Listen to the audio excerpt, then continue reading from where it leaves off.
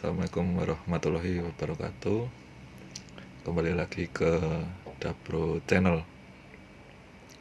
Kali ini kita akan merencanakan pemodelan struktur dengan menggunakan software atau pemodelan desain struktur dengan software ya.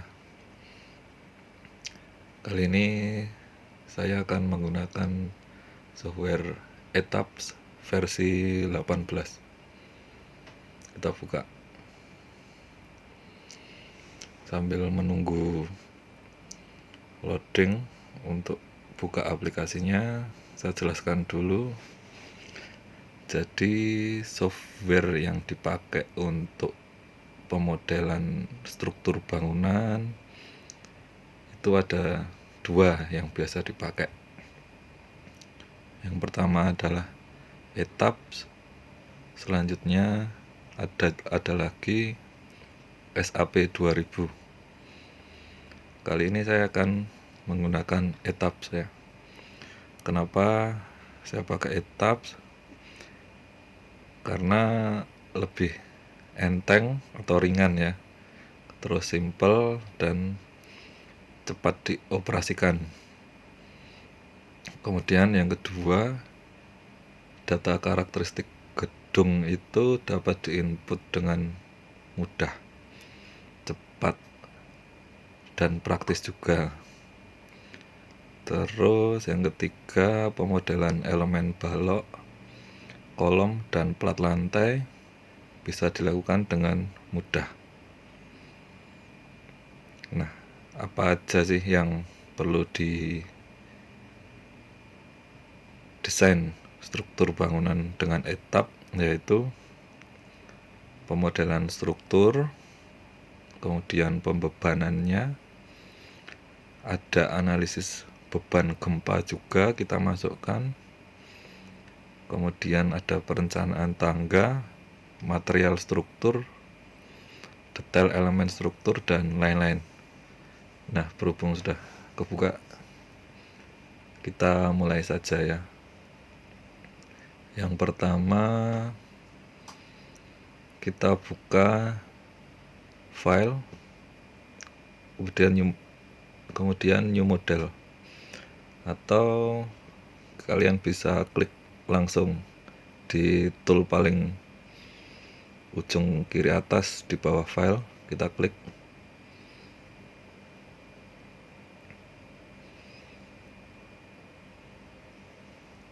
Nah, untuk memulai new project kita selalu mulai di sini ya. Kemudian kita akan disuguhkan dengan model initialization-nya. Nah, apa saja yang ada di dalamnya? Ini ada 3 pilihan ya. Yang pertama use save user default setting, kemudian use setting from model file, kemudian yang ketiga adalah use built-in setting. Nah, kita pilih yang ketiga, use built-in setting. Nah, di sini kita disuruh mengisi, kita menggunakan apa saja. Yang pertama display unit, kita klik. Pilihannya ada 3 ya. Yang pertama US customer, ini adalah menggunakan unit dari Amerika, kemudian metrik SI atau satuan internasional metrik ya. Kemudian menggunakan metrik MKS yang biasa dipakai di Indonesia, yaitu metrik SI. Kemudian style section database. Style section database ini adalah mengenai section database jenis baja profil. Sebenarnya saya nggak mau pakai ini dulu karena kita akan merencanakan bangunan dengan beton dan baja tulangannya. Tapi untuk mengetahui apa saja di dalamnya, jika kita di sini ada China, Korea, Nordic ya, AISC ini adalah standar Amerika. Jika kita belinya baja profil dari India, kita pakai yang India atau dari manapun lah, kita pakai yang asalnya dari mana. Dari Korea ya kita pakai Korean, dari Rusia kita pakai Rusia, tapi kita abaikan dulu. Kemudian style design code. Nah, style design code ini adalah mengenai baja tulangan yang akan kita pakai ya. Desain code-nya kita pakai yang mana. Nah, AISC ini adalah American standarnya. Kemudian ada lagi Eurocode-nya. Nah, di Indonesia itu berdasarkan SNI-nya itu berdasarkan American Standard sama Japan International Structure ya, atau JIS. Di sini kita pilih Amerika. Nah, Amerika ada beberapa versi, 16, 10, 5, LRFD. Kita pakai yang terbaru atau yang ISC 36016. Kita klik sudah. Kemudian konkret design code. Nah, di sini adalah perencanaan model dari beton. Nah, beton sendiri di Indonesia SNI-nya menerapkan dari Amerika dan Japan International Structure juga. Kita pilih yang versi terbaru, yaitu ACI 31814. Kita sudah isi semua, lalu kita klik OK. Kita tunggu.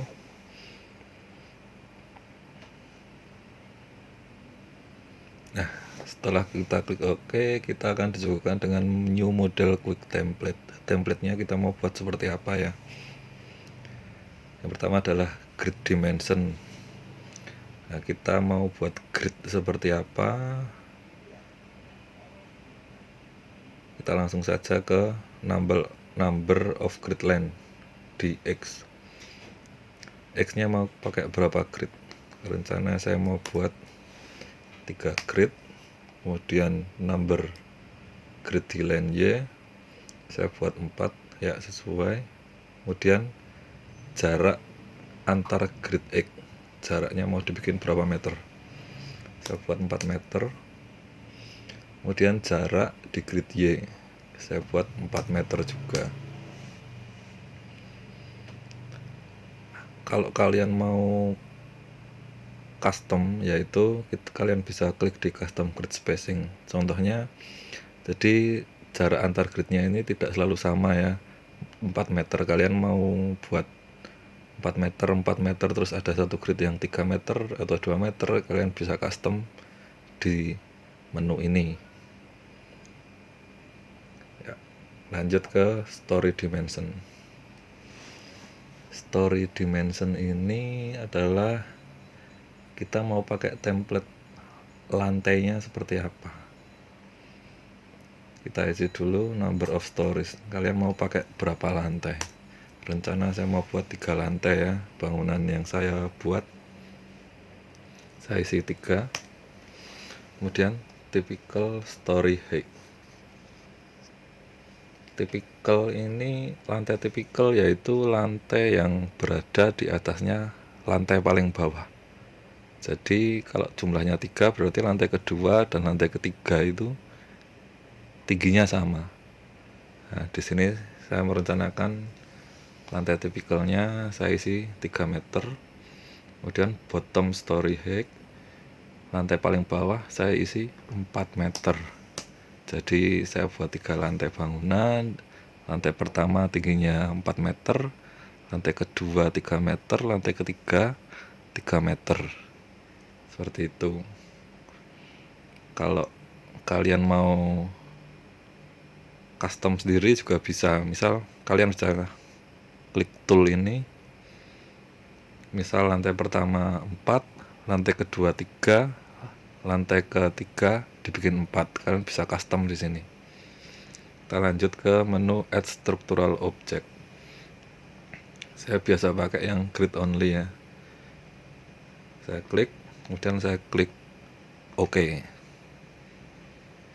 Nah, kita disuguhkan dengan 3 Windows ya. Yang pertama adalah model Explorer-nya, kemudian yang di tengah ini adalah view dalam bentuk 2 dimensi. Kita masih loading, tunggu.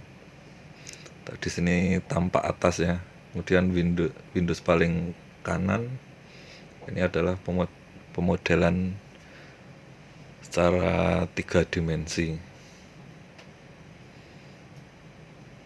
Ya, 2 dimensi sudah muncul. Di sini tadi saya buat grid X itu 3 ya. Ini adalah grid X. Ini sesuai. Ini grid X-nya yaitu grid 1, 2, 3 sesuai ya. Nah, di sini penamaannya adalah grid A, grid B, dan grid C. Kemudian grid Y-nya tadi saya buat 4 ya. 1, 2, 3, 4 sesuai ya. Dan jarak antara grid X 4 meter sesuai yang tadi saya isi. Grid Y 4 meter sesuai tadi yang saya isi. Nah, yang pilihan custom tadi mungkin nanti di sini kalian kalau mau buat 4 meter ada satu grid yang 2 meter, nanti yang tadi bisa kalian custom di tool yang tadi. Kemudian yang Windows 3 dimensinya atau tampilan 3 dimensi. Nah, di sini ini adalah lantai tadi yang kita buat. Saya buat 3 lantai, 1, 2, dan 3. Lantai 1 ini tingginya 4 meter sesuai yang tadi saya buat. Kemudian typical story-nya atau typical lantainya, lantai 2 dan 3 ini adalah 3 meter ya. Jadi beginilah tampilannya awal setelah kita memasukkan pemodelan template-nya. Lalu selanjutnya, pertama kita perlu mendefinisikan dulu materialnya apa aja yang akan kita pakai. Di sini ada menu define, kita klik.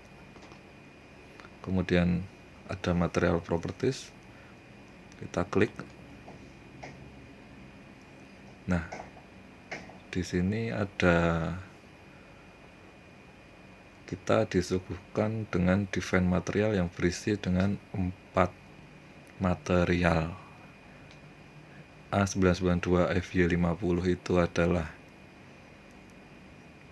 baja profil, kemudian 4000 PSI itu adalah beton, A615 GR60 itu adalah baja tulangan, kemudian A416 GR270 itu adalah sling atau tendon yang biasa dibuat prategang. Nah, yang kita butuhkan di sini sesuai perencanaan awal tadi, yaitu perencanaan beton dan baja tulangannya. Jadi yang akan kita pakai adalah 4000 PSI dan A615. Tapi karena namanya jarang dipakai, kita masih jarang mendengar ya, kita modify saja, kita ubah, kita klik modify, kita ubah namanya. Untuk beton saya mau pakai K300 sama K250 ya. K300 mau saya pakai buat kolom, sedangkan K250 rencana mau saya buat pakai plat lantai. Nah, kita ubah untuk kolomnya K300, material tipenya konkret ya, beton ya berarti. Kemudian isotropik. Nah, di bawahnya ada material weight and mass. Di sini adalah berat jenis dari material beton. Material beton normal itu adalah massa jenis atau berat jenisnya sekitar 2400 kg per meter kubik. Kita lihat di sini sudah isinya berapa, 2402, mendekati ya. Ya kita anggap saja, kita nggak usah rubah berat jenis di sini karena mendekati 2400. Lalu mechanical property data, ini adalah yang pertama, modulus elastisitas beton. Modulus elastisitas beton itu adalah 4700 akar F aksen C. Ini udah sesuai atau belum kita belum tahu ya. Kita perlu memasukkan F aksen C atau kuat tekan rencana kita. Kita masuk ke desain property data, lalu modify. Di sini F aksen C-nya 27,58.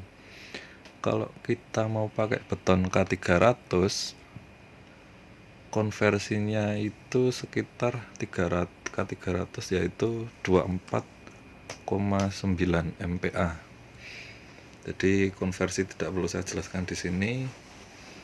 Kalian bisa cari tahu sendiri konversi dari beton K ke F aksen C dalam bentuk MPa.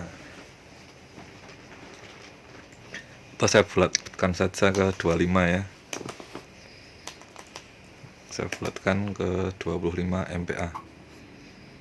Dan kita klik OK.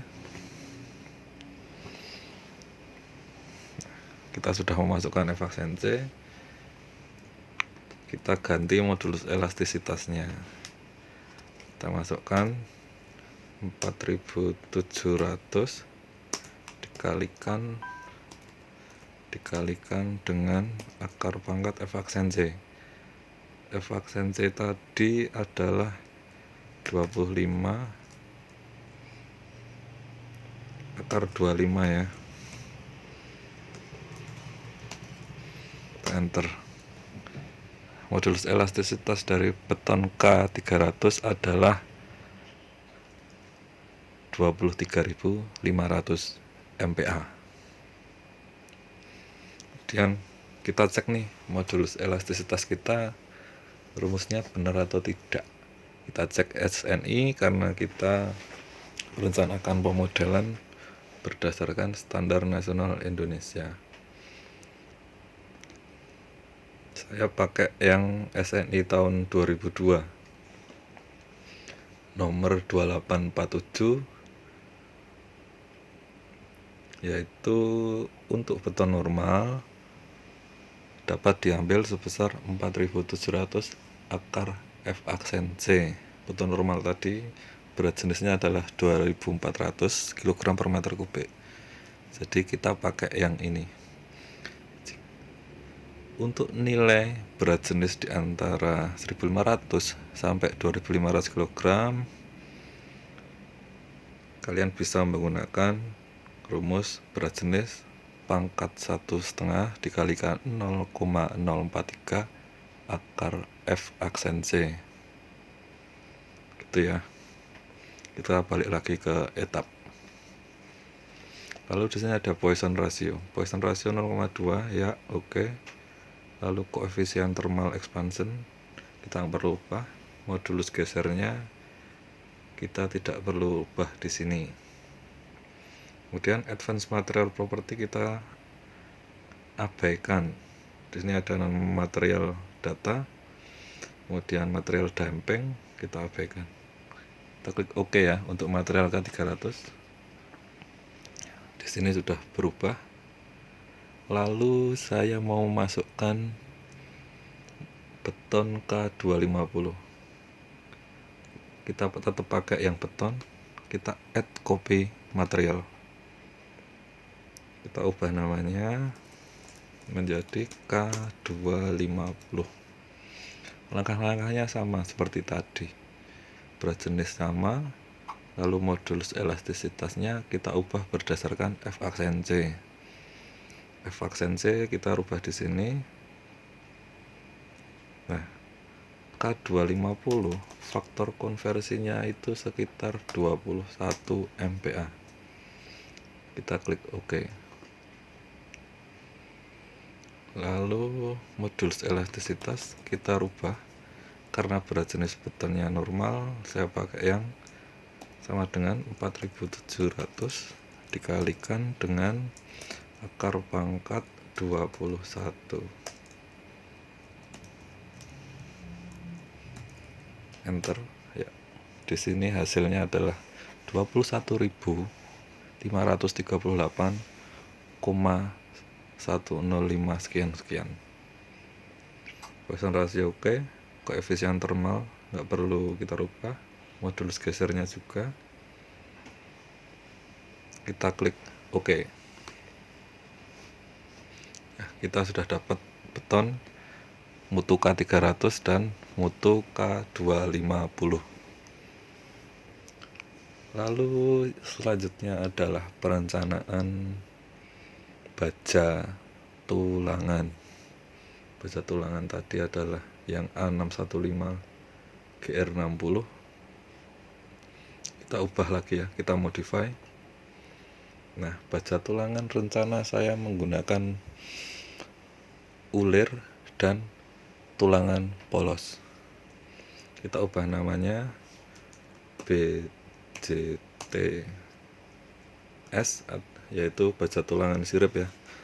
Bisa dikatakan tulangan deform atau tulangan ulir juga. Saya pakai mutu 420. Nah, material tipenya adalah rebar, benar ya, rebar atau baja tulangan. Kemudian berat jenis baja itu adalah 7.850. Di sini adalah 7.849, mendekati ya. Ya, saya nggak perlu rubah juga di sini. Lalu modulus elastisitas. Modulus elastisitas berdasarkan SNI kita itu yaitu untuk baja tulangan yaitu sebesar 200.000 MPa.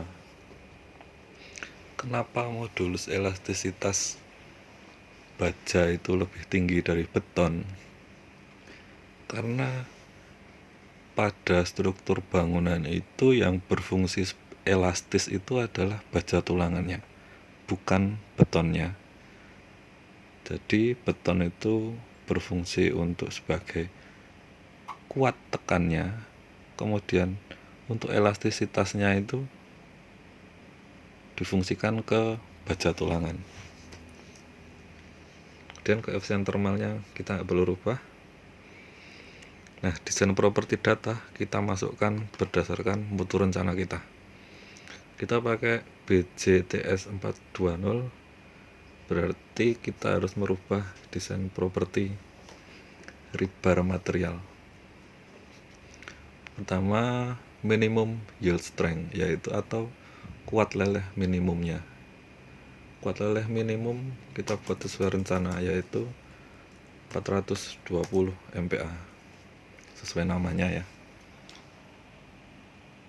Lalu minimum tensile strength, yaitu kuat tarik minimum. Nah, kuat tarik minimum ini adalah kita menggunakan rasio sebesar 1,5 kali dari FY sesuai SNI kita ya, yaitu sama dengan bukan 1,5 tapi 1,25 dikalikan dengan 420, kita dapat kuat tarik minimumnya sebesar 525 MPa. Kita cek nih, bener enggak bahwa rasio untuk BJTS 420 sesuai SNI adalah 1,25-nya.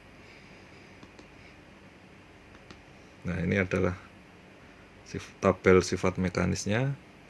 Rasionya untuk BJTS 420 adalah minimum 125 sesuai ya. Lalu untuk 420 kuat lelehnya adalah 420 minimum ya, kita masih masuk.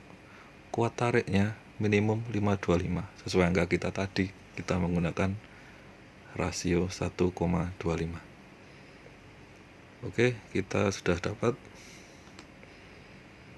Lalu expected yield strength, saya samakan saja di sini sesuai kuat lelehnya 420. Kemudian expected tensile strength-nya saya samakan 525. Saya klik OK. Nah, kita sudah dapat BJTS 420, yaitu tulangan ulir kita. Saya klik OK. Lalu setelah dapat tulangan ulir, kita butuh tulangan polos. Kita copy material lagi di sini. Copy, kita pakai BJTP, yaitu baja tulangan polos mutu 280. Nah, berat jenisnya nggak perlu saya ganti, modulus elastisitasnya sama 200.000 MPa. Kita perlu modify di desain properti datanya, karena mutu rencana kita adalah 280, kita rubah kuat lelehnya 280 MPa. Lalu kuat tarik minimumnya, yaitu rasionya seperti tadi ya, adalah 1,25 dikalikan dengan 280. Kita pakai rasio 1,25, hasilnya 350. Kita cek masuk tidak sesuai SNI kita. Untuk BJTP 280 minimum adalah 280 kuat lelehnya, dan minimum kuat tariknya 350. Sesuai ya, rencana kita 280, kuat tarik minimumnya adalah 350. Sesuai ya. Lalu expected yield strength-nya saya samakan saja 280. Expected tensile strength-nya saya samakan, yaitu 350. Saya klik OK. Saya klik OK lagi. Jadi kita sudah dapat 4 jenis material, yaitu K300 yang saya fungsikan untuk kolom, dan beton mutu K250. Lalu untuk baja tulangannya kita dapat 2, yaitu tulangan sirip atau tulangan ulir mutu 420, dan baja tulangan polosnya mutu 280. Sampai di sini dulu. Untuk video lanjutannya di video yang lainnya. Jangan lupa subscribe untuk mendapatkan informasi lanjutan Dapro Channel. Terima kasih. Sampai jumpa. Wassalamualaikum warahmatullahi wabarakatuh.